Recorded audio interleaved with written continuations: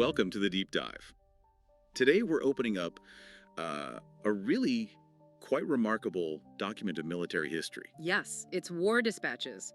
Indo-Pak Conflict, 1965. And the fascinating thing is this isn't some analysis written years after the fact, is it? Not at all. This comes straight from the person in charge on the ground, Lt Gen Harbakhsh Singh. He was the Western Army commander for the entire conflict. So we get his direct perspective. Exactly. It's a rare chance, really, to look past the usual grand narratives and political layers. Right down to the frontline truths. That's the idea. Our mission, if you like, is to pull out those core strategic problems, the very human insights, and maybe the key lessons General Singh was trying to hammer home for the future. It feels like a shortcut almost to understanding command during that, well, incredibly intense 5-week period. It really is. And to grasp the sheer scale of what he was dealing with, we need to set the scene a bit. The general makes it clear 1965 didn't just, happen overnight. No, the context was crucial. Absolutely. He talks about the atmosphere after the 47 partition, always volatile, these deep cracks, ongoing arguments about territory. And there were earlier clashes too, weren't there? Like in the Rann and Kutch. Precisely. He points to those skirmishes as proof that both sides weren't just suspicious, they were actively testing each other's military limits. The whole situation was already on a kind of hair trigger. Okay, so what finally pulled that trigger? What was the immediate spark? That would be Pakistan's Operation Gibraltar. This happened in August 65. And this wasn't a typical invasion start. No, it was covert. The plan was to send thousands of armed infiltrators into Jammu and Kashmir. The aim, to stir up a local rebellion. Oh, okay. And Singh's account shows this act immediately shifted everything. The entire Indian army went onto high alert. It turned border skirmishes into, well, the prelude to a full-blown war. Which leads us right into that initial period of chaos the general describes. Yeah. Intelligence seemed to be a real problem. Oh, definitely. He paints this picture of just intense confusion in those first days of August. His command was operating almost blind in some areas. Trying to figure out what was happening where. Exactly. Small firefights popping up across this huge, difficult terrain. Was it just localized trouble or something much bigger, much more organized? The intel was lagging. And troops were fighting infiltrators while also dealing with uncertainty. Yes, and psychological warfare too. It was a real fog of war situation early on. But then the picture sharpened, didn't it? Pakistan escalated from infiltration to a major offensive. They did. Operation Grand Slam. This was the moment of real strategic crisis, early September. A conventional attack this time. Yes, a large-scale one, with a very specific and potentially catastrophic goal: seize the town of Aknor. Why Aknor specifically? Its location was critical. If Pakistan took Aknor, they could cut the main Indian supply route, essentially splitting the Indian forces in Jammu right down the middle. Which would paralyze the command in Kashmir. Completely. The stakes were incredibly high. It was a make-or-break moment. General Singh's account of the defense sounds desperate. What details stand out from the fighting near Cham? Well, several things. First, the sheer speed of Pakistan's armored thrust just seemed to overwhelm the initial defenses. Okay. Second, he documents these painful communication breakdowns. Vital information just wasn't getting through fast enough. And third, the rapid losses near Cham. It was clearly a very difficult, chaotic retreat under immense pressure. But Aknor didn't fall. The general emphasizes that delays, tactical delays, were crucial. How did the troops manage that? And this is a key insight he really stresses. Aknor held because of, well, just ferocious fighting by smaller, often outnumbered units on the ground. Acting on their own initiative. Often, yes. Improvised defenses, counterattacks. They didn't always wait for orders from HQ. Their sheer grit in just slowing the Pakistani advance, delaying them tactically. About valuable time. Exactly. Precious time for the Western Command to stabilize the front, rush in reinforcements, and, crucially, to start planning a much bigger response. It's a powerful example, he argues, for flexible, decentralized action in the field. So they stalled the immediate threat to Jammu, but the overall pressure on Kashmir was still immense. What was the next move? The big counter move?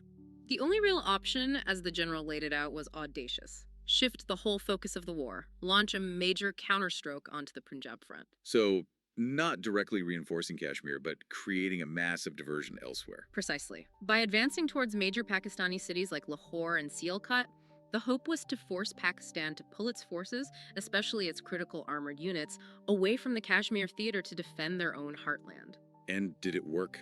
Did it create the shock he intended? According to his dispatches, yes. He describes the panic and chaos it caused within the Pakistani High Command when Indian troops crossed the international border in force. It must have been a huge shock. A profound one. But his narrative is also very realistic about the cost and the challenges of this gamble. Let's get into some of those specific actions he describes. The fighting sounds incredibly fierce. It really was. You read about things like the crossing of the Iko-Gil Canal under fire, the battles for places like Dograe and Barki. These weren't just maneuvers, they were brutal, close-in fights, house to house, field to field. But he doesn't just focus on successes, does he? No, that's what makes the account so valuable. He's unflinching, he notes the incredible bravery and tactical wins, but he also points out very clearly where India missed opportunities. Like what? Failing to exploit breakthroughs quickly enough, sometimes because units stuck too rigidly to outdated plans, or because logistical support couldn't keep up with the advance, coordination issues were definitely a theme. And those coordination and logistical challenges must have become even more critical during the big tank battles, the armored thunder part of the story. Ah yes, this is probably the most famous part of the 1965 war, and Singh's dispatches give a commander's view. We're talking huge armored clashes. Let's start with Asal Uttar, near Khem Karan. It's the iconic one, right? The Patanagar battle. That's the one. Pakistan pushed forward with their, at the time, superior American-made Patton tanks. They probably expected a relatively easy advance across what looked like good tank country. But it didn't turn out that way. How did Indian forces counter that tech advantage, often with older tanks like Shermans and Centurions? This is where Singh highlights tactical brilliance at the unit level. He details how Indian infantry and anti-tank teams, the so-called Patton hunters, deliberately lured the Pakistani tanks into pre-prepared killing zones. How? By using the terrain. They actually flooded sugarcane fields, creating muddy, swampy ground where the heavy patties would get bogged down or be forced onto narrow causeways, right into the sights of Indian guns. So it wasn't just about firepower. Not at all. It was clever fieldcraft, tactical ingenuity, and quick thinking by junior leaders and soldiers right there on the spot. Asal Uttar became known as Patton Nagar, Patton Graveyard, for a reason. An incredible feat under pressure. And at the same time, there was another massive tank battle raging further north. Yes, around Sialkot. This was part of India's Operation Nepal, launched by the First Corps. It resulted in, well, what the general describes as possibly one of the largest continuous tank battles fought anywhere since World War II. Wow. Just imagine the scale. Hundreds of tanks involved on both sides, maneuvering, clashing over vast areas. Think about the sheer complexity keeping track of units, the constant need for fuel, ammo, repairs, all under fire in a fluid battle.